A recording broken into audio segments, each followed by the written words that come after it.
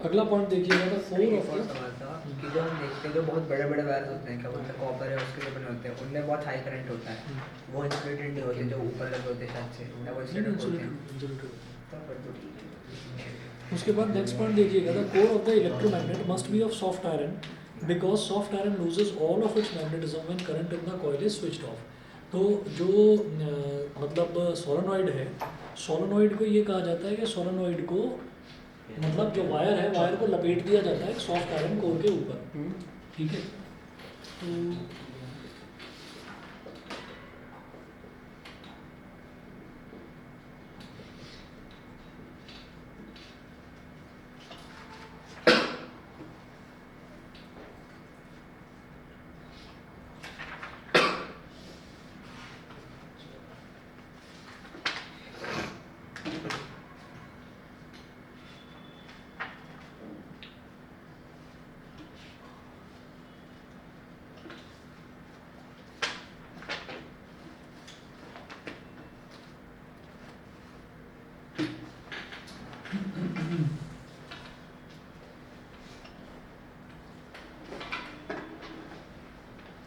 ये एक सोलेनॉइड है। अब इसमें हमने क्या करा कि इसके थ्रू हमने करंट पास करवाया। तो करंट किस तरीके से पास करवाएंगे,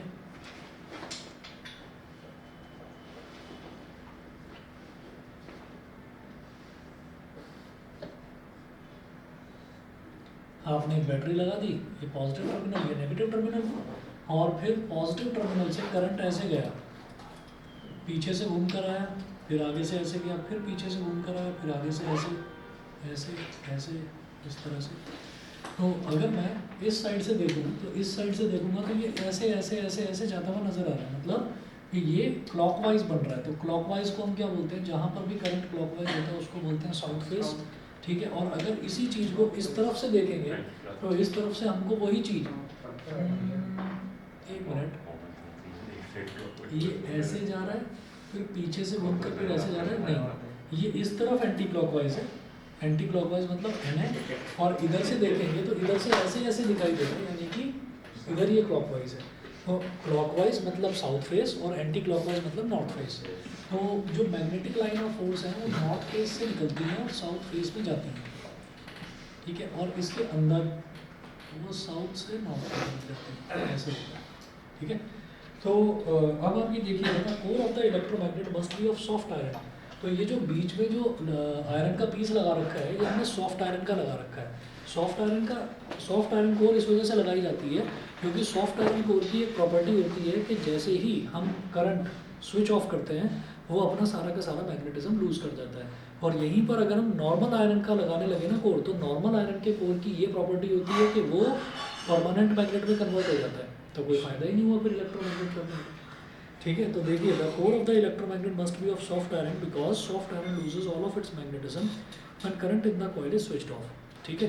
तो हम ये चाहते हैं कि हमारे पास कोई एक ऐसी डिवाइस बने कि करंट स्विच ऑन करें तो वो मैग्नेट की तरह बिहेव करे, और करंट स्विच ऑफ करें तो फिर वो मैग्नेटिज्म अपना छोड़ दे, मतलब जितने भी नॉर्मल मेटल होता है, स्विच ऑफ करने के बाद वो मैग्नेट में कन्वर्ट हो जाता है। अगला क्वेश्चन वही है, आप तो देखिएगा। वो चीज़ तो करंट पे डिपेंड करेगी कि कितना करंट पास हुआ है। अगर देखिए ऐसा करंट होता है, लो होगी तो फिर ना हाँ वो तो उस पर तो डिपेंड करता ही है। लेकिन दूसरी चीज़ ये है कि एक ना एक्सपेरिमेंट कभी बचपन में अगर करके देखा हो तो ठीक है, नहीं करके देखा हो तो अब भी कर सकते हो। कि जैसे मान लीजिए कोई मैग्नेट है, उस मैग्नेट से किसी लोहे के टुकड़े को या स्टील के टुकड़े को चिपका कर और धागा वागा बांध कर उसको लपेट कर रख दो, 2 3 या 4 महीने बाद उसको निकालना, फिर देखोगे कि जिससे लपेट कर रखा है ना वो भी एक मैग्नेट में कन्वर्ट हो गया है। तो इसका मतलब क्या है कि एक मैग्नेटिक मटेरियल जो है वो दूसरे मैग्नेटिक मटेरियल में मैग्नेटिज्म इंड्यूस कर देता है, ठीक है, इंडक्शन बोलते हैं इसको। तो यही काम यहाँ पर होता है कि प्रॉपर्टी होती है सॉफ्ट हार्ड आयरन की कि उसके थ्रू अगर हम इलेक्ट्रोमैग्नेट बनाएं तो फिर वो मैग्नेटिज्म अपना लूज नहीं करता, तो वो परमानेंट मैग्नेट में कन्वर्ट हो जाता है, ठीक है। तो देखिएगा अगला क्वेश्चन इसी चीज़ पर है कि why steel is not used for making electromagnets, कि इलेक्ट्रोमैग्नेट्स बनाने में हम स्टील को यूज़ क्यों नहीं करते। देखिए, if steel is used for making the core of an electromagnet the steel does not lose all its magnetism when current is switched off and it becomes a permanent magnet. तो steel जो है वो एक permanent magnet बन जाती है। तो फिर जो हमारा वो प्रोसेस, जो हमारा जो पर्पस था वो पर्पस ही सॉल्व नहीं हुआ। हमारा पर्पस तो यही था ना कि हम बहुत बड़ा कहीं पर ढेर लगा हुआ है और उसमें से हम आयरन के स्टील के पीसेस बाहर निकालना चाहते हैं, तो वो निकालना ऐसे चाहते हैं कि हमने उसको उस ढेर के अंदर उसको मैग्नेट को इंसर्ट करा, इलेक्ट्रोमैग्नेट को, और फिर उसने अपनी मैग्नेटिज्म की प्रॉपर्टी से वो सारा का सारा जो आयरन का स्टील का मटेरियल है वो चिपक गया उसमें, उसने उसको बाहर निकाला। बाहर निकालने के बाद में जैसे ही स्विच ऑफ करते हैं हम, तो वो सारा जो मटेरियल है वो छोड़ देता है। तो ये नहीं है कि एक बंदे को पकड़ पकड़ कर उसको छुड़ाना पड़ेगा, ठीक है ना। तो इसलिए हम इलेक्ट्रोमैग्नेट को यूज़ करते हैं।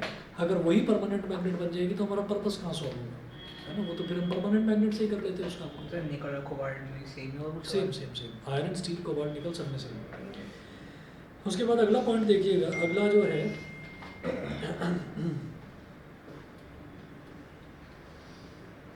एक मिनट,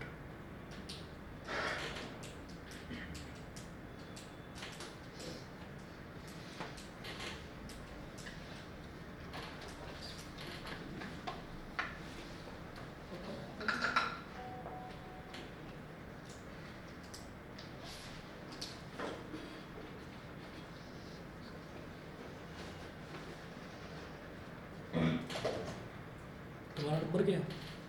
कौन सा?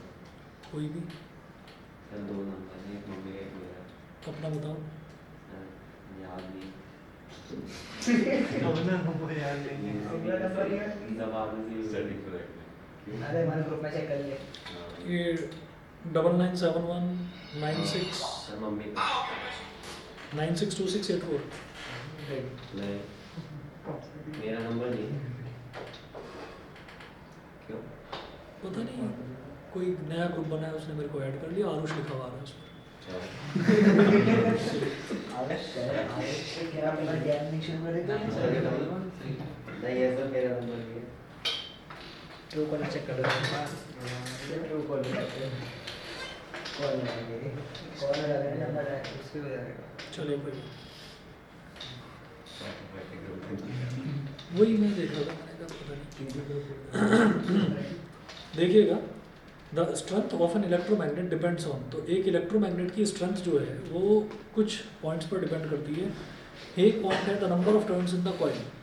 इसमें ये है कि if we increase the number of turns in the coil the strength of electromagnet increases. अगर सर मैं आरुष लिखा हुआ है, सर नंबर क्या है? नंबर आप बताओ। सर आगे देख लो। हेलो कट गया। सर नंबर क्या है? पता है तो था 9971 7 962684। तो फिर नहीं है भाई। नहीं नहीं है। छोड़ो छोड़ो छोड़ो, ब्लॉक मार दो। कर देंगे ब्लॉक। सर ट्रू कॉलर का आरुष लिखा है। नहीं वैसे व्हाट्सएप पर आरुष लिखा हुआ है, मैंने ट्रू कॉलर पर चेक किया। मतलब आप फिर तो आपको वो होगा सेव होगा। सेव ही नहीं है, नंबर है बस। ब्रेक लग गया। भैया देखो ये आ रहा है ना नंबर आ रहा है। अच्छा भी सही ये तो व्हाट्सएप नहीं है ना। हाँ मेरा नहीं है। तो कोई और है तो सकता है। हाँ, अरे बहुत सारे हैं आरुष, बहुत सारे हैं। ऐसे भाई और उससे पहले जो है, उससे पहले मतलब आज से पहले 2022 से पहले आपको कोई ब्रांच एक भी आरुष नहीं था, एक भी आरुष नहीं था। अब इस बार जो है हर बैच में एक आरुष है।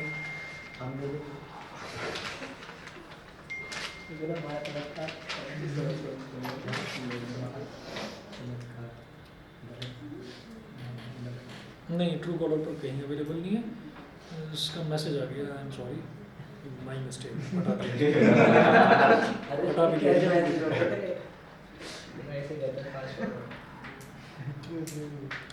चलिए जी, तो मतलब आरुष नाम के सारे सुशील ही होते हैं। Yes. अपनी गलती तुरंत इसमें मान ली। Hands proof। चलिए, तो number of turns in the coil देखते हैं। If we increase the number of turns in the coil the strength of electromagnet increases. If we increase the number of turns in the coil, मतलब अगर हम number of turns coil में increase करते जाते हैं तो इलेक्ट्रोमैग्नेट की strength बढ़ जाती है, पहला सर पॉइंट। मोस्टली उतनी देर मैग्नेट में करंट रहता है। नहीं ऐसा नहीं है कि जब टर्न्स है ना, टर्न्स को जितना भी हम इंक्रीज करेंगे तो एक ना हिस्टेरिसिस का कॉन्सेप्ट होता है। उस छोड़ दो उसको, रहने दो, अभी काम करें। मैंने सब सुन के ही छोड़ दिया। मतलब वो जितना ज़्यादा वायर की लेंथ होगी ना, उतना ज़्यादा उसका मैग्नेटिज्म भी उतना ही ज़्यादा वो प्रोड्यूस करेगा, ठीक है ना। तो सीधा सीधा हाँ रेजिस्टेंस का ही कुछ लेना देना है इसमें, वो छोड़ो। अगला देखिएगा था current flowing in the coil. तो अब जो दूसरा फैक्टर है वो ये है कि ये बिजली का पेपर आया कि नहीं है? पेन क्यों चल रहा है, क्या हो गया? लीक इतनी हो गई खतरनाक भाई। जगह पर पेन मत चलाया करो भाई। लीक हो गई मैंने अरे तो वो लीक यहाँ पर कैसे हो गया, कराने यही तो मैं पूछ रहा हूँ। यहाँ पूरे पर इंक चल रही है, मैंने कहा पता नहीं क्या है, इसको चोट लगी है, क्या हो गया। आंखों से दूर रखा करो भाई पेन को।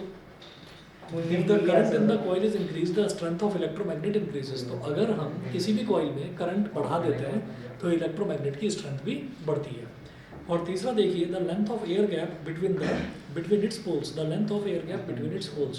तो पोल्स के बीच में कितना एयर गैप है।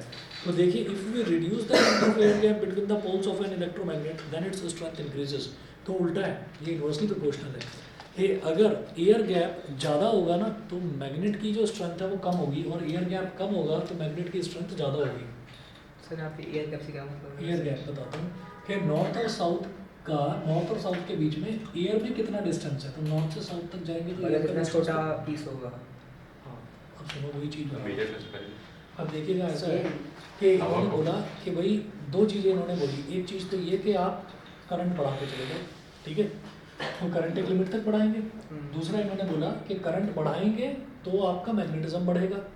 अच्छा, और दूसरी चीज़ इन्होंने बोली कि भाई अगर नंबर ऑफ टर्न्स बढ़ाएंगे तो मैग्नेटिज्म बढ़ेगा। लेकिन अगर एयर गैप ज़्यादा होगा तो मैग्नेटिज्म रिड्यूस हो जाएगा, एयर गैप कम होगा तो मैग्नेटिज्म ज़्यादा हो जाएगा। क्वांटिटी हो गई मतलब एक Inversely दूसरे proportional। पोल के बीच में गैप कितना है? हाँ, तो आप ये देखो कि आपने कहा कि नहीं भाई मैं तो इस पर नंबर ऑफ टर्न्स बढ़ाना चाहता हूँ, तो बढ़ाने के लिए फिर इसका जो कोर है इसको भी तो लंबा करना पड़ेगा। इसके कोर को आपने लंबा कर दिया, ठीक है। आपने कहा कि आप नंबर ऑफ टर्न्स बढ़ाएंगे, बढ़ा दिया नंबर ऑफ टर्न्स, एक के पीछे एक हम टर्न्स पर टर्न्स उस पर लपेटते चले गए।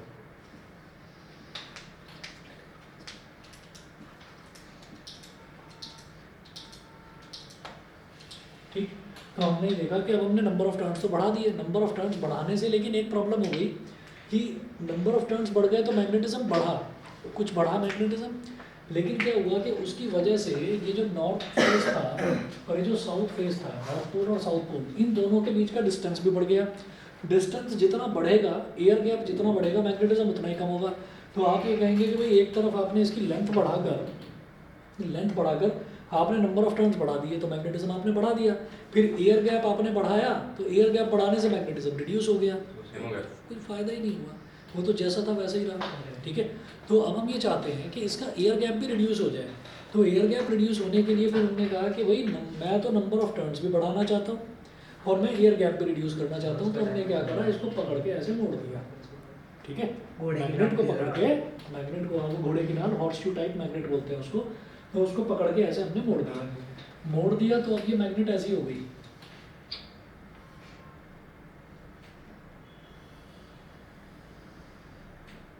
ऐसे हो गई। तो मैंने कहा कि अरे तो मैं और लेंथ बढ़ा सकता हूँ, और लेंथ बढ़ेगी तो नंबर ऑफ टर्न्स भी बढ़ेगी, तो और बढ़ा दो और घुमा दो उसको।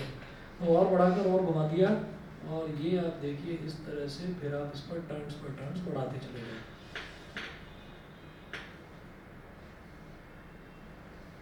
सर एक बात है, और मैग्नेट पूरा सर्कुलर होगा, उस पर हो सकता है इलेक्ट्रोमैग्नेट का यूज, या फिर उसमें नहीं हो सकता? नहीं, पूरा सर्कुलर कैसे बना हुआ है? और ऐसे ये बनाया है, उसके बीच में कुछ ऐसे लाइक अ रिंग, हाँ, लाइका रिंग ऐसे भी मैग्नेट होते हैं, लेकिन वो ना इलेक्ट्रोमैग्नेट नहीं बन पाएगा। मतलब इलेक्ट्रोमैग्नेट नहीं बन नॉर्थ साउथ ही पाएगा, नहीं। परमानेंट मैग्नेट तो बन जाएगा लेकिन इलेक्ट्रोमैग्नेट नहीं बन पाएगा। अच्छा, अब हमने इस तरीके से ये देखा कि इससे क्या हुआ, अगर ये लंबे होने के बजाय थोड़ा मोटा होता तो अगर क्या होता, लंबे होने के बजाय इसको मोटा कर देते। अच्छा तो अच्छा ये भी बात आप सही कह रहे हो कि अगर उसकी लंबाई बढ़ाने की बजाय हम उसकी विड्थ बढ़ाते चले जाएं, तो विड्थ बढ़ाने से भी क्या होगा, नंबर ऑफ टर्न्स तो बढ़ जाएंगे, है ना, लेकिन एयर गैप पर फर्क नहीं पड़ेगा, एयर गैप उतना ही रहेगा। तो एक लिमिट तक ही उसको विड्थ बढ़ा सकते हैं, बहुत ज़्यादा तो करेंगे नहीं कि नंबर ऑफ टर्न्स बढ़ जाएँ। तो हॉर्स शू टाइप मैग्नेट इस वजह से यूज़ करा जाता है कि भाई आप उसको लंबा भी कर सकते हैं, लंबा करने के बाद आप उसको मोड़ सकते हैं, तो नंबर ऑफ टर्न्स बहुत ज़्यादा आ सकते हैं, आप वायर को बहुत ज़्यादा लपेट सकते हैं उसके ऊपर, ठीक है। समझ में आ गया भाई, ऑनलाइन वाले बताएं, ठीक है। चलिए, तो अब इसीलिए आगे इन्होंने जो नेक्स्ट टॉपिक है वो यही दे रखा है, you magnet is very strong electromagnet. तो ये अगर इसको उल्टा कर दो तो यू की शेप का बन गया ना, U magnet is a very strong electromagnet. देखिए, the air gap between the poles of a straight bar type electromagnet is quite large. तो बार टाइप मतलब सीधा जो होता है, इसमें एयर गैप जो है इट इज़ क्वाइट लार्ज, काफ़ी बड़ा होता है। So a bar type electromagnet is not very strong. On the other hand, the air gap between the poles of a U-shaped electromagnet is small, so it is very strong electromagnet. Next point पर आएंगे तो आप ये देखिएगा, ये U shaped electromagnet बनाकर दिखा रखा है पेज नंबर 15 पर। फिर है difference between a bar magnet and an electromagnet. Bar magnet और इलेक्ट्रोमैग्नेट में डिफरेंस, तो ये डिफरेंस बड़ा इंपॉर्टेंट है भाई, ये ना एग्जाम में पूछ लिया जाता है, difference between a bar magnet and an electromagnet. तो पहला देखिएगा बार मैग्नेट में, the bar magnet is a permanent magnet, this bar magnet is also called permanent magnet, क्योंकि ये परमानेंट मैग्नेट होता है। परमानेंट मतलब एक बार चिपक गया तो चिपक ही गया, आपको छुड़ाना पड़ेगा तब छूटेगा, इसलिए इसको परमानेंट मैग्नेट भी बोल देते हैं। Electromagnet is a temporary magnet, it's magnetism is only for the duration of current passing through it. तो जब तक करंट पास होता रहता है तब तक ही उसका मैग्नेटिज्म रहता है, उसके बाद उसका मैग्नेटिज्म खत्म हो जाता है, इसलिए उसको परमानेंट ना बोलकर टेम्परेरी मैग्नेट बोलते हैं। ठीक। Second point, a permanent magnet produces a comparatively weak force of attraction. Permanent magnet जो है उसकी जो फोर्स ऑफ अट्रैक्शन है वो थोड़ी सी वीक होती है, ज़्यादा मजबूत नहीं होता। और सेकंड जो है इसमें इलेक्ट्रोमैग्नेट में, electromagnet can produce very strong magnetic force. Electromagnet जो है बहुत ज़्यादा स्ट्रॉन्ग मैग्नेटिक फोर्स प्रोड्यूस कर देता है। बस तो कोई मैग्नेट ही है, उसमें इलेक्ट्रिसिटी पास करें तो फर्क पड़ेगा नहीं? नहीं पड़ेगा ना, अगर मैग्नेट है ना, अगर मैग्नेट है, मैग्नेट के ऊपर आपने क्या करा कि वायर लपेट दिया और फिर इलेक्ट्रिसिटी आप पास करेंगे तो वो और ज़्यादा स्ट्रॉन्ग मैग्नेट बन जाएगा। लेकिन अगेन परमानेंट मैग्नेट होगा क्योंकि पहले से ही मैग्नेट। थर्ड देखिएगा, the strength of a permanent magnet can not be change. एक परमानेंट मैग्नेट की स्ट्रेंथ को मैं चेंज नहीं कर सकता, जितनी उसकी स्ट्रेंथ है उतनी रहेगी, है कि नहीं। और इसका जो थर्ड पॉइंट है वो है, the strength of an electromagnet can be change by changing the number of turns in its coil और by changing the current passing through it. तो इलेक्ट्रोमैग्नेट की हम स्ट्रेंथ को चेंज कर सकते हैं, टर्न्स बढ़ा दो, आप करंट बढ़ा दो या एयर गैप रिड्यूस कर दो, तो उसकी मैग्नेट की स्ट्रेंथ को, इलेक्ट्रोमैग्नेट की स्ट्रेंथ को चेंज किया जा सकता है। फोर्थ पॉइंट देखिए, the north south polarity of a permanent magnet is fixed and can not be changed. जो परमानेंट मैग्नेट है उसकी नॉर्थ साउथ पोलैरिटी फिक्स्ड रहती है, उसको चेंज नहीं करा जा सकता। लेकिन जो इलेक्ट्रोमैग्नेट की पोलैरिटी है उसको चेंज करा जा सकता है करंट की डायरेक्शन चेंज करके। जैसे यहाँ पर करंट फ्लो कर रहा है ना, ऐसे इस तरीके से, अगर पॉजिटिव टर्मिनल यहाँ हो और नेगेटिव टर्मिनल यहाँ, मतलब आपने टर्मिनल बदल दिए, तो यही जो करंट इस तरीके से आ रहा है, ये करंट ऐसे आने लगेगा उल्टा। जब ये उल्टा जाएगा तो इधर एंटी क्लॉकवाइज, तो इधर नॉर्थ पोल और इधर साउथ पोल। तो इलेक्ट्रोमैग्नेट के नॉर्थ और साउथ पोल को बदला जा सकता है।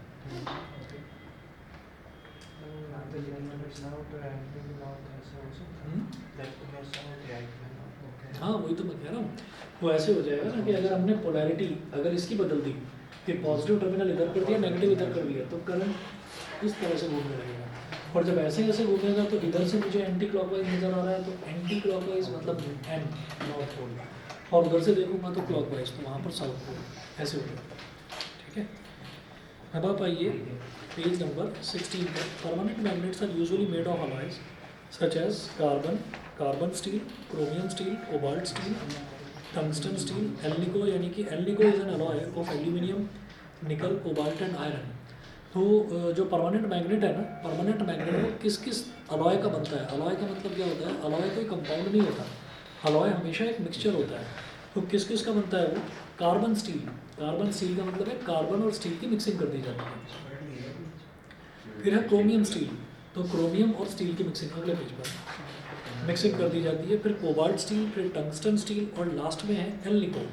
एल्निको का मतलब है कि ये जो होता है, alnico is an alloy of aluminium, nickel, cobalt and iron.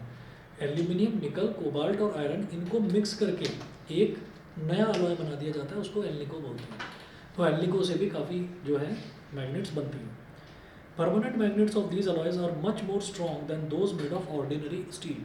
तो ऑर्डिनरी यानी कि नॉर्मल स्टील से बनने वाली मैग्नेट के कंपैरिजन में ये जो अलॉयज हमने डिस्कस करें, इनसे बनने वाली जो मैग्नेट होती हैं वो काफ़ी ज़्यादा स्ट्रॉन्ग होती हैं।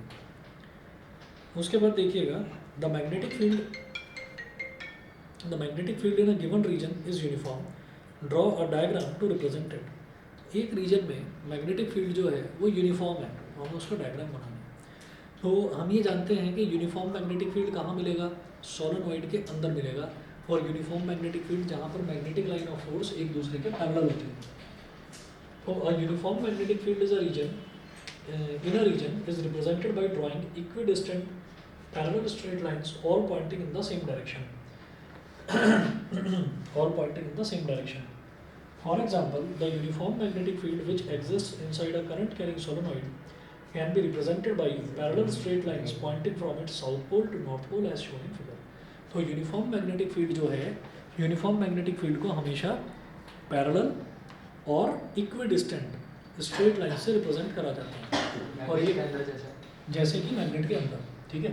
तो वही यहाँ पर ये बताया गया कि सोलेनॉइड के अंदर इसी तरीके के यूनिफॉर्म मैग्नेटिक फील्ड एग्जिस्ट करता है, जो कि साउथ पोल से नॉर्थ पोल की तरफ जाता है। तो ये वाला एंड जो है वो साउथ एंड हो गया, और ये वाला हो गया नॉर्थ एंड। तो साउथ से नॉर्थ की तरफ पैरेलल लाइन से रिप्रेजेंट करते हैं हम यूनिफॉर्म मैग्नेटिक फील्ड, ठीक है। इतना क्लियर है यहाँ तक? ठीक है। इसके बाद देखते हैं magnetism in human beings. Magnetism in human beings, हम ये कहते हैं कि मैग्नेटिज्म प्रोड्यूस होता है किस वजह से? मैग्नेटिज्म प्रोड्यूस होता है करंट बहने की वजह से। तो हम ये जानते हैं कि magnetic effects of electric current का मतलब ये हो गया कि अगर इलेक्ट्रिक करंट किसी भी ऑब्जेक्ट में फ्लो कर रहा है तो उसके आजू बाजू में मैग्नेटिक फील्ड भी डेवलप हो जाएगा। अगर इलेक्ट्रिक करंट फ्लो कर रहा है तो मैग्नेटिक फील्ड भी डेवलप हो जाएगा। अब इलेक्ट्रिक करंट जो है वो किसकी वजह से होता है? इलेक्ट्रिक करंट होता है आयंस की वजह से। आयंस क्या होते हैं? किसी भी ऑब्जेक्ट में, हम कहते हैं ना किसी भी मेटल के अंदर इलेक्ट्रिक करंट फ्लो कर रहा है, तो वो कैसे फ्लो कर रहा है? क्योंकि मेटल के अंदर फ्री इलेक्ट्रॉन्स होते हैं। फ्री इलेक्ट्रॉन्स मतलब फ्री आयंस। तो जब वो फ्री इलेक्ट्रॉन्स फ्लो करेंगे एक जगह से दूसरी जगह तक, तो वही इलेक्ट्रिक करंट फ्लो होता है। तो आयंस का flow is called electric current. अब हम ये बोलते हैं हमारी जो बॉडी है, हमारी बॉडी के अंदर कंटिन्यूसली एक लिक्विड है जो फ्लो कर रहा है, वो है ब्लड। तो ब्लड कंटिन्यूसली फ्लो कर रहा है। अब जो ब्लड है, आप कभी अगर टेस्ट करवाएं, ब्लड को टेस्ट करवाएं, मुझे को ब्लड का पूरा टेस्ट, पूरा चेकअप कराना है कि इसमें किसी आयंस की कमी तो नहीं है, तो पहले ही बोल देते हैं कि इसमें ना आयरन की कमी हो रही है, तुम जरा सेम वेव खाया करो। वो बोल देते हैं तुम्हें कैल्शियम की कमी हो रही है तो तुम जरा केला खाया करो। तो इस तरीके से वो बता देते हैं कि भाई आप ये चीज़ लिया करें तो आपकी ये कमी दूर हो जाएगी। तो कैल्शियम की कमी है तो इसका मतलब क्या है? कैल्शियम आयन की कमी है, कैल्शियम आयन Ca2+ आयन। इसी तरीके से वो बोल देते हैं कि आयरन की कमी है, तो आयरन के आयन की कमी है, तो वो आयंस जो हैं वो कंटिन्यूसली हमारे ब्लड के साथ में फ्लो करते हैं। तो कैल्शियम का टेस्ट हो, आयरन का टेस्ट हो, ठीक है, या विटामिन के टेस्ट हो, जितने भी टेस्ट हैं सबके लिए ब्लड टेस्ट ही करा जाता है, ठीक। तो अब कोई ऐसा तो नहीं करता ना कि इधर आ जाओ, वो तेरी बॉडी खोल कर देखूंगा अंदर किस किस चीज़ की कमी है, फिर उसको डाल दूंगा, है ना।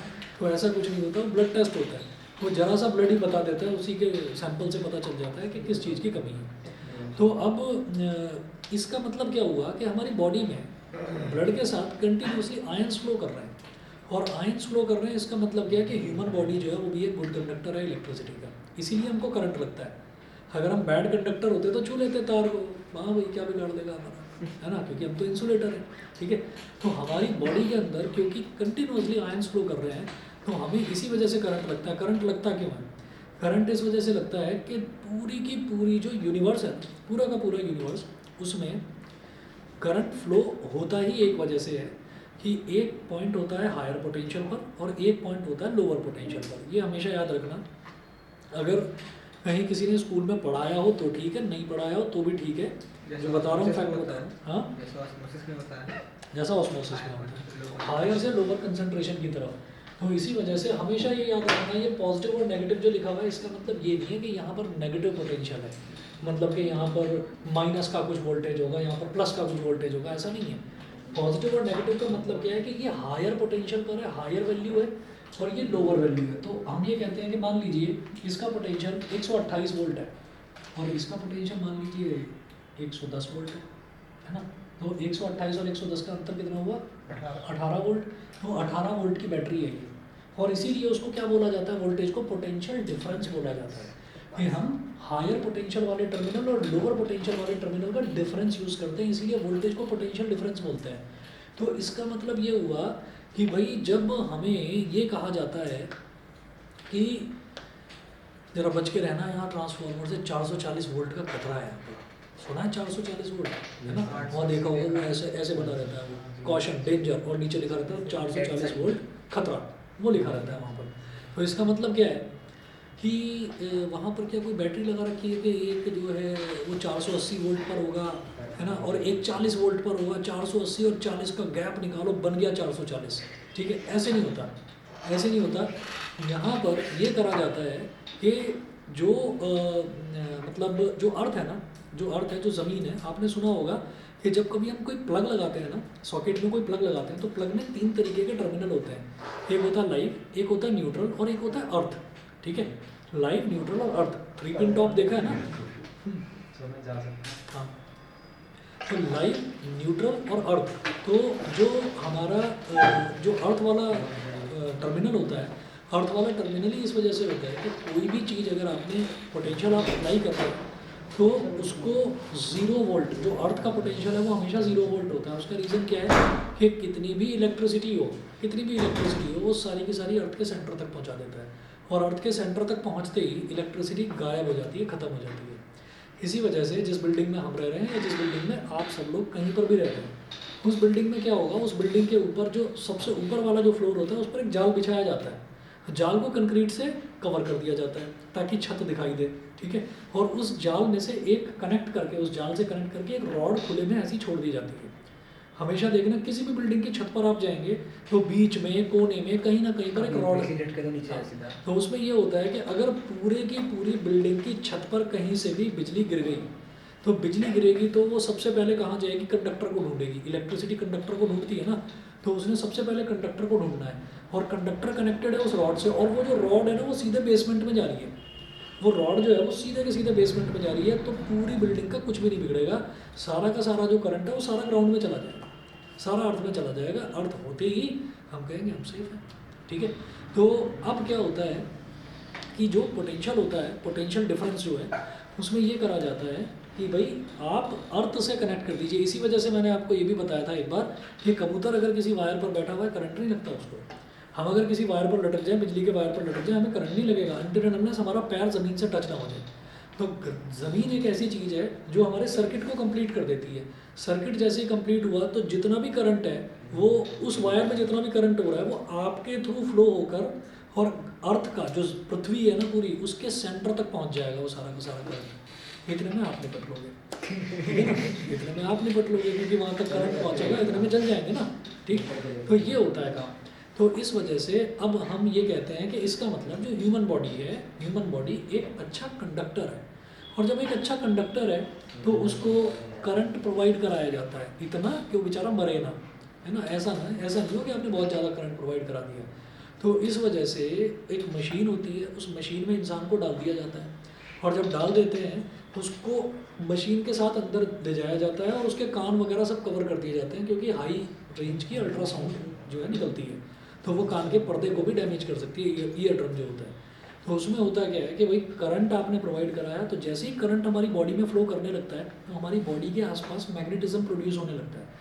अब जब वो मैग्नेटिज्म प्रोड्यूस होता है तो एक कॉन्सेप्ट होता है, उसको कहा जाता है MRI, मैग्नेटिक रेजोनेंस इमेजिंग। सुना होगा कई लोग, खासतौर पर बुजुर्ग लोग, एक बड़ा बड़ा सा पर्चा लेकर घूमते हैं, भी मैं अपने डॉक्टर से MRI करा के आया हूँ, ठीक है? क्यों? मेरे सीने में दर्द रहता है, नहीं मेरे जो है कमर में दर्द रहता है। तो कोई अपना MRI कराता है पूरी की पूरी बॉडी का, ये देखने के लिए कि बॉडी के अंदर कहीं कोई ट्यूमर वगैरह तो नहीं है। तो वो जो MRI होता है वो होता है मैग्नेटिक रेजोनेंस इमेजिंग। तो अगर मैग्नेट ना हो तो हमारा जो कैमरा है ना, ये जो कैमरा है ना, ये काम नहीं करेगा, ठीक है? मैग्नेट की वजह से ये काम करता है। जो फैन घूम रहा है ना, फैन भी काम नहीं करेगा, ये भी बताऊंगा आपको। सर ऐसे में जो जब ब्लड होता है, ब्लड के अंदर आयंस है, तो उसका मतलब उससे ब्लड में वो फर्क नहीं पड़ता होगा?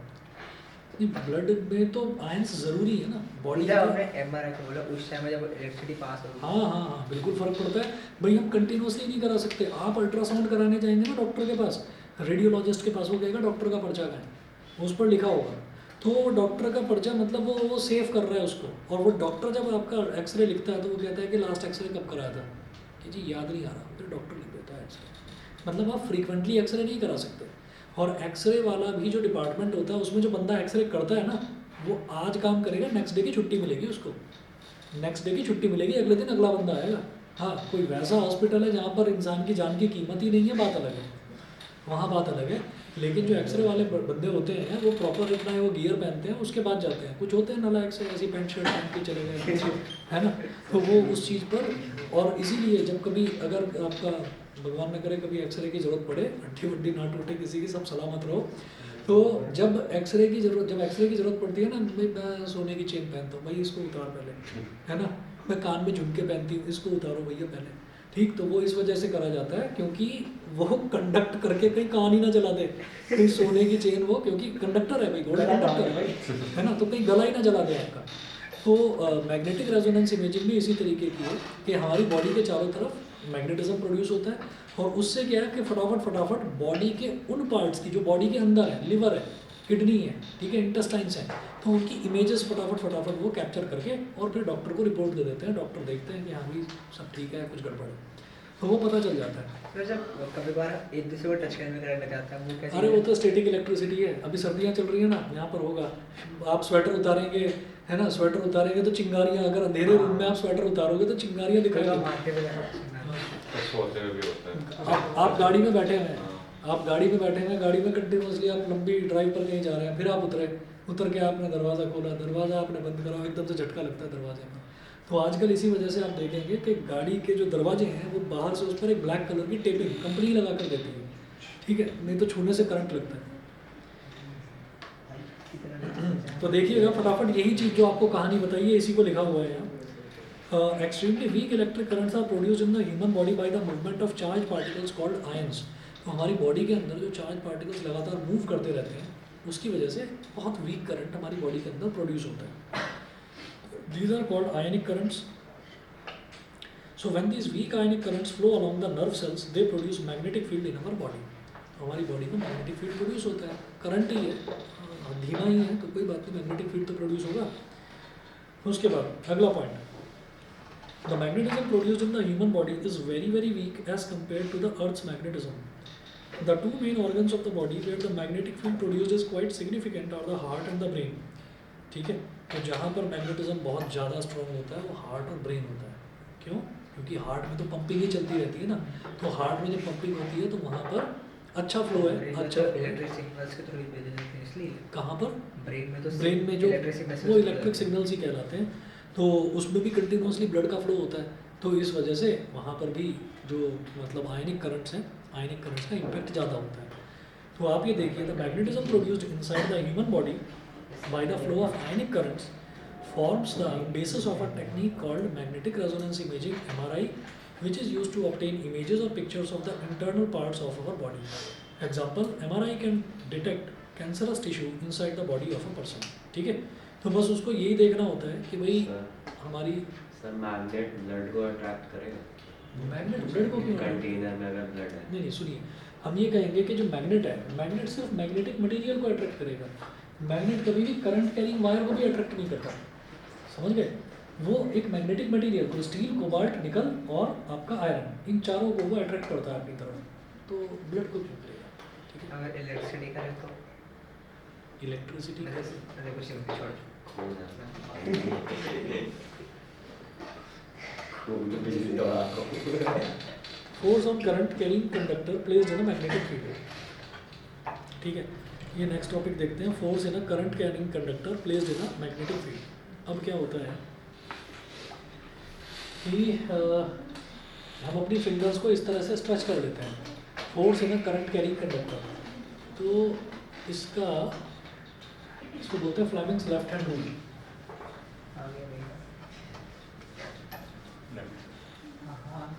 सर तो अगर डिसेबल्ड आदमी हो तो एक मिनट इसके सुनो, मैं कुछ बताएगा मैम।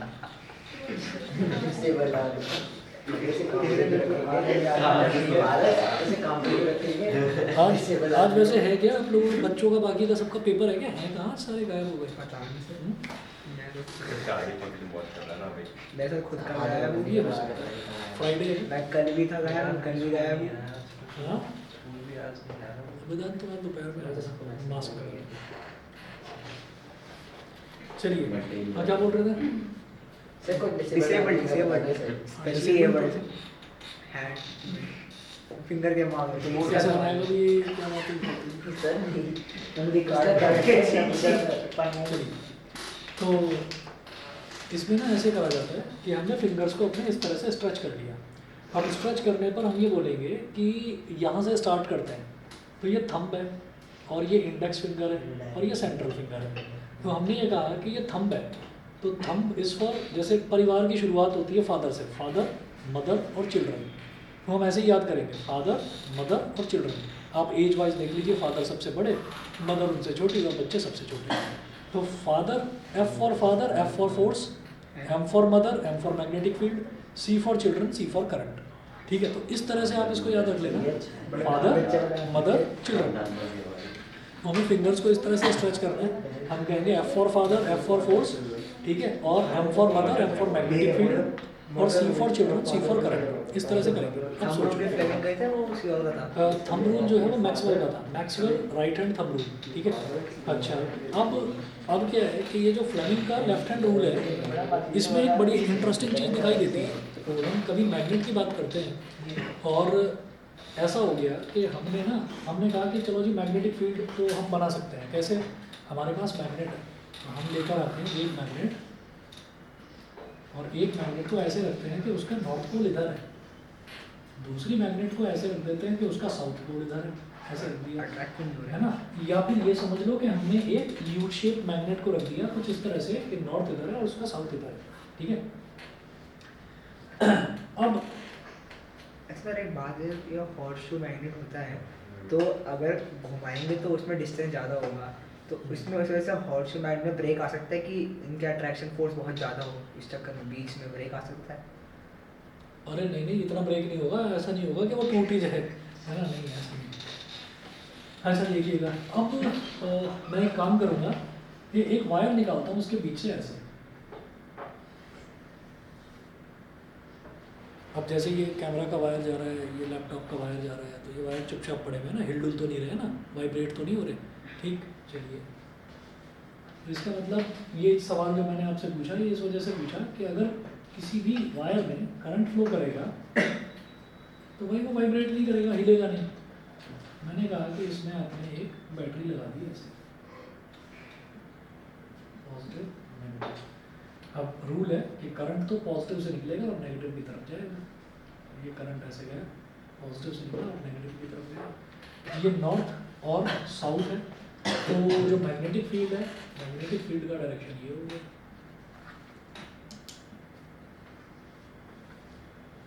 ठीक है। तो अब एक झटका देखने के लिए मिलेगा। अब वो झटका क्या है वो देखिएगा।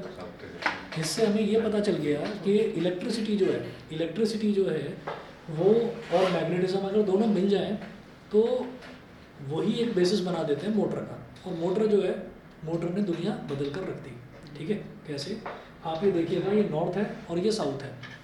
ये नॉर्थ साउथ है, तो यहाँ पर मैग्नेटिक फील्ड है, ठीक है। मैग्नेटिक फील्ड नॉर्थ से साउथ की तरफ जाएगा।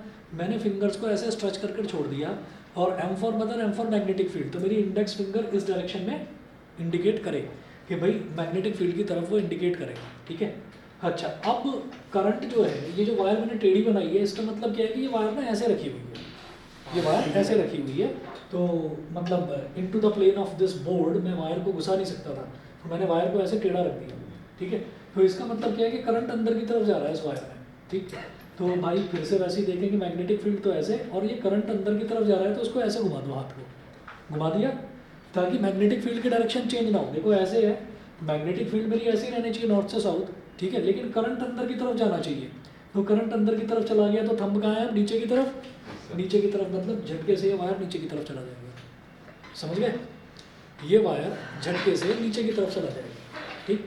तो इससे ये समझ में आ गया कि अरे मैंने तो फोर्स लगाई ही नहीं, मैंने तो एक मैग्नेट के नॉर्थ पोल और साउथ पोल यहाँ पर फिक्स कर दिए थे और मैंने सिर्फ स्विच ऑन करा बैटरी का और ये वायर झटके से नीचे कैसे चला गया। तो इसका मतलब क्या है कि a current carrying conductor when placed in a magnetic field experiences a force, उस पर एक फोर्स लगती है।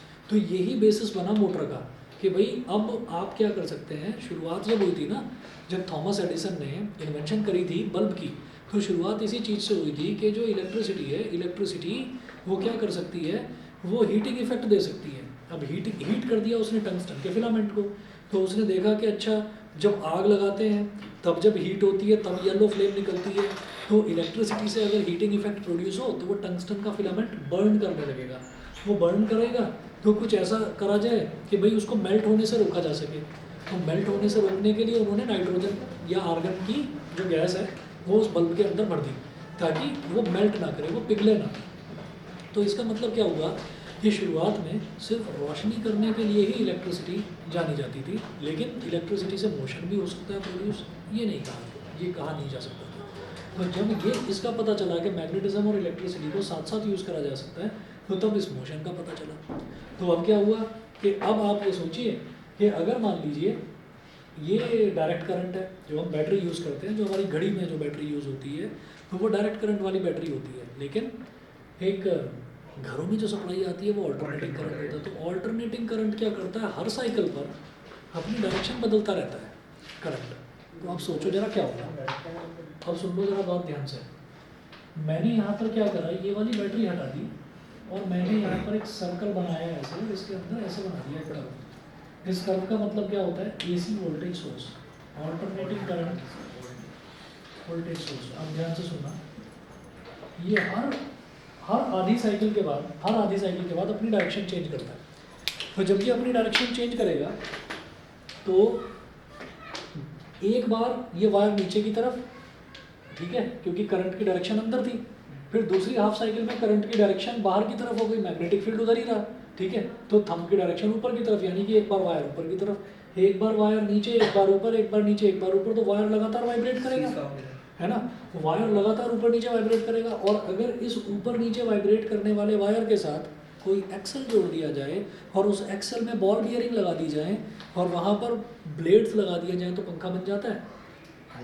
तो पंखा बन जाता है ना भाई। आप ये सोचिएगा कि अगर मान लीजिए आप किसी गाड़ी के इंजन को अगर आप चलता हुआ देखेंगे तो वो गाड़ी का इंजन कैसे चलेगा, जो पिस्टन ऐसे ऐसे ऐसे ऐसे मूव करते हैं, और वो जो पिस्टन है वो एक्सल से कनेक्टेड है, एक्सल बॉल बियरिंग से कनेक्टेड है। तो कोई चीज़ ऐसे ऐसे ऐसे ऐसे लगातार चलती जा रही है तो वो एक्सल को घुमाना शुरू करेगी, उसको व्हील से कनेक्ट कर दिया, चलो भाई चलती का नाम गाड़ी चल गई, ठीक है। और आने वाले टाइम में जो इलेक्ट्रिक व्हीकल्स आ रहे हैं उसमें ये फ़ैन की मोटर ही लग रही है। वो आपने देखा होगा जो इलेक्ट्रिक ऑटो रिक्शा होते हैं, तो उसी का एडवांस वर्जन है जो इलेक्ट्रिक व्हीकल्स है, ठीक है ना। तो आने वाले टाइम में यही है कि वो जो बैटरीज हैं उन बैटरीज से आपके व्हीकल्स भी चलेंगे। स्कूटर भी आते हैं आजकल बैटरी वाले, आवाज़ ही नहीं होती उसमें, चुपचाप निकल जाते हैं बाहर से। ये किस पे ढूंढा है? फ्लेमिंग नहीं, ऑल्टरनेटिंग करंट जो है ना, ऑल्टरनेटिंग करंट के बारे में तो मुझे नहीं पता कि किसने इसके बारे में बताया।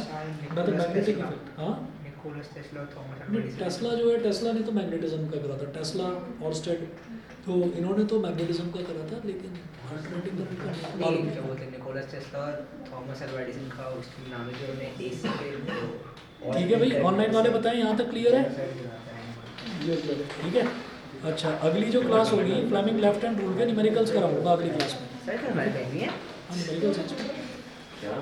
न्यूमेरिकल्स कंसेप्चुअल है, न्यूमेरिकल्स कंसेप्चुअल है, ऐसा नहीं है कि उसमें कुछ सॉल्व करना पड़ेगा। वो चेंज नहीं होगा। हाँ वो ठीक है, चलिए जी फिर। अच्छा, जो अगला टेस्ट है आपका 7 तारीख को है, और टेस्ट जो है वो इलेक्ट्रिसिटी का और मेटल एंड 7 को हम दे पाएंगे। सर आगे दे पाएंगे हमारा एग्जाम। 7 को सर, 5 8 को कर तारीख देते को हैं। मैथ्स है, 7 तारीख को SST है और 9 तारीख सर। मेरे 8 को कर देते हैं, 9 को कर देख सका टाइम मिलेगा तो चलिए, या 2 बैच में ना करके 1 बैच में कर देते हैं। सर ऐसा बैच एक चेक हो गया कार्बन है, हाँ, एक का तो हो गया था, मेडल दिया उसमें। देखो सर ये सवाल पूछना है मैथ्स आप में, बताओ ना। एनसीईआरटी दे दो एक बार। अच्छा सुनो, कल मैथ्स की टर्न है, कल ही पूछ सर मैं रहा कल था। ना परसों नहीं आ पाऊंगा इसलिए आ रहा हूँ। मेरी असल में 9 बजे क्लास है, ऑनलाइन ही होती है।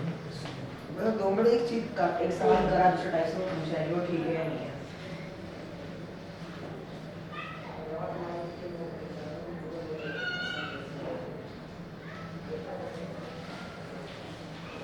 सर का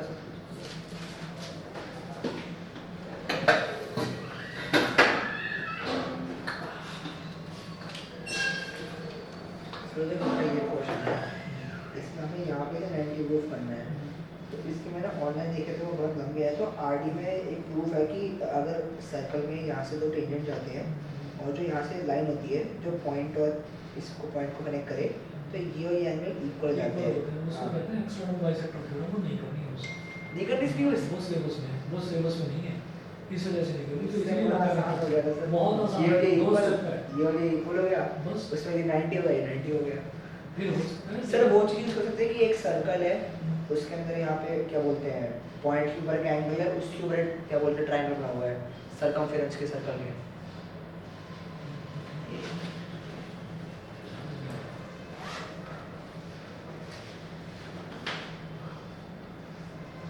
Just like ये एक सर्कल है, इसके यहाँ पे पॉइंट है, यहाँ पे एंगल बना हुआ है, उसके बाद यहाँ पे ट्रायंगल बना हुआ है। जो पिछले साल हमने सर्कल छोड़ा था उसमें ये था कि अगर ये 60 होगा तो ये अपर एंगल 30 का हो जाएगा। तो आरडी के बहुत से क्वेश्चन इस चीज से हो गए, तो ये चीज अप्लाई करते हैं। हाँ, ये कर सकते हैं। इसमें कोई प्रॉब्लम नहीं है, लेकिन ये वाला इसमें शायद नहीं कर पाएगा।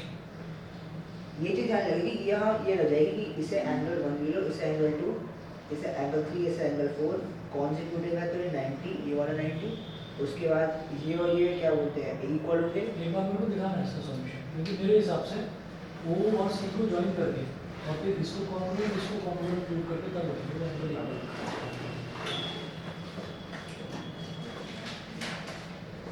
कि यहाँ पे हमने एक इस वाले एंगल को एंगल 1 ले लिया, जो इसके साइड में ये एंगल है इसे एंगल 2 ले लिया, ये और ये इक्वल है क्योंकि लाइन जा रही है तो दोनों को इक्वल ही करेगी।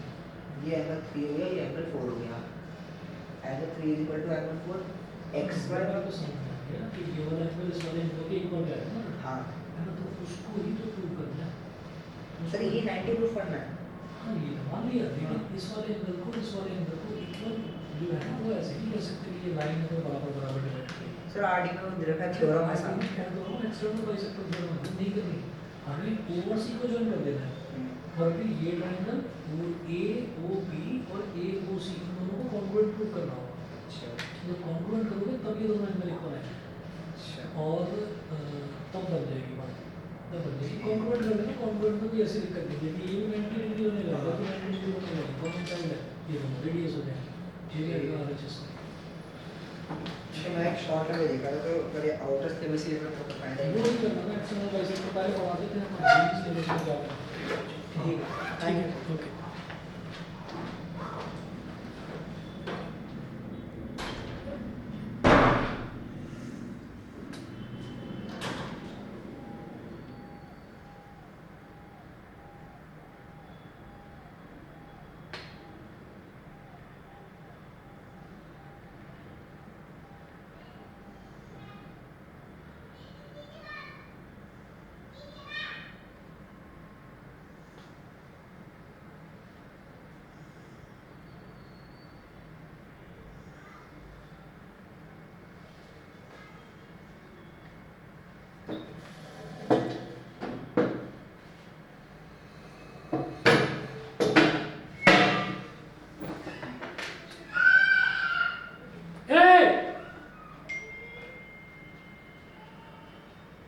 बस लैट्रिन कर करके घर रखा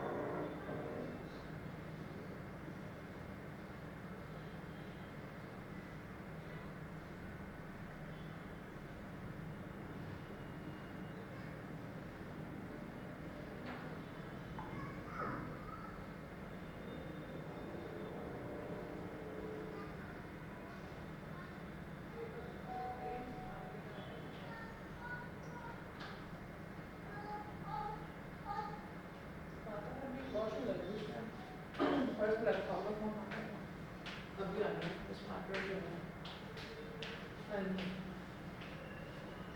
तो कौन है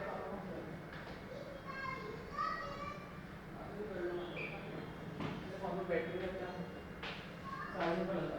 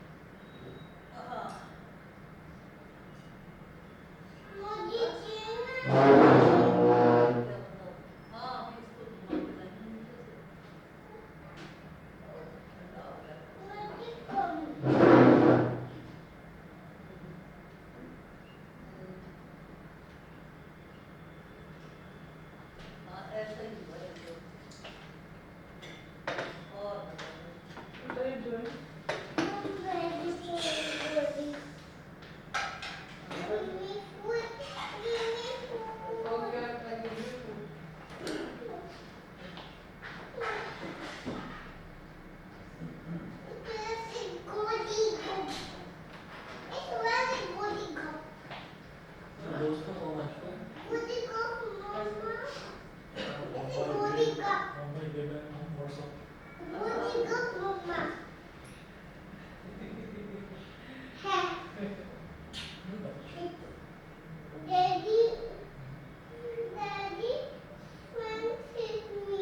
Which friend of you? Where? In the park or in the school?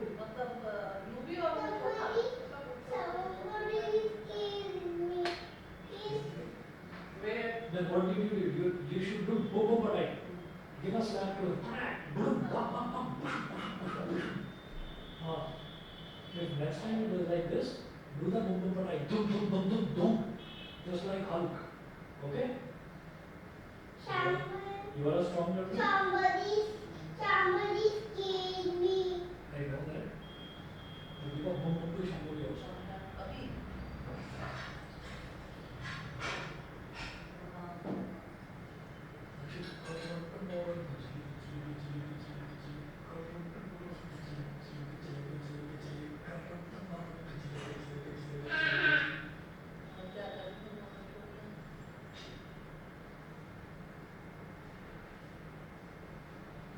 Coming down.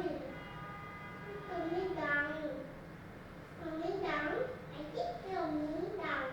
It's coming down, Daddy.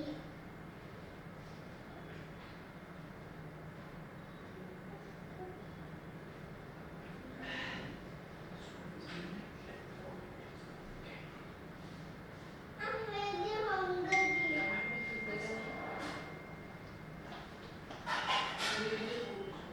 Can you please find your song?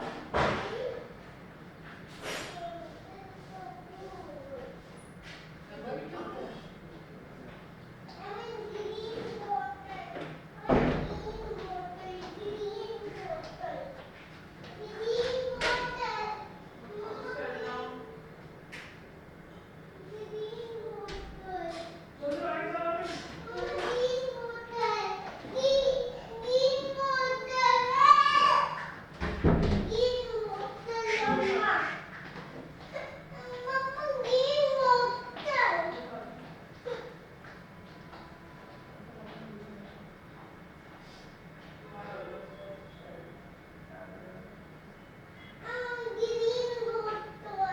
I will back the mark because that bottle is dirty.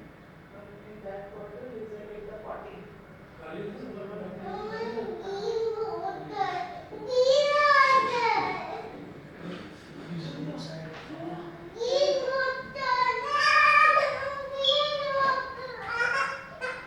Students are waiting. Students are waiting.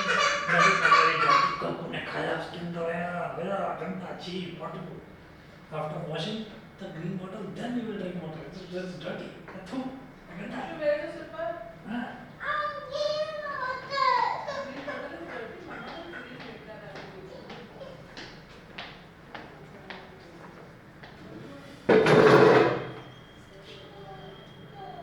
Where the slipper bottle?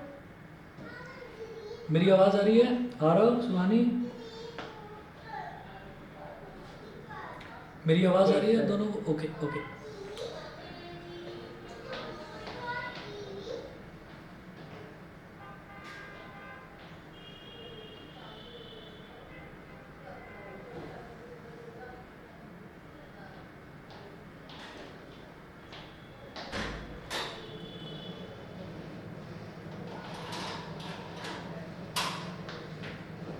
Sit up.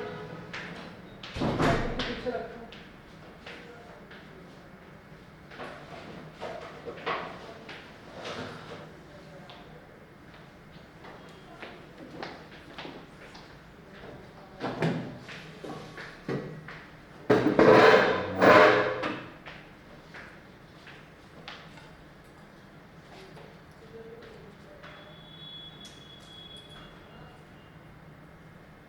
पीछे बैठो।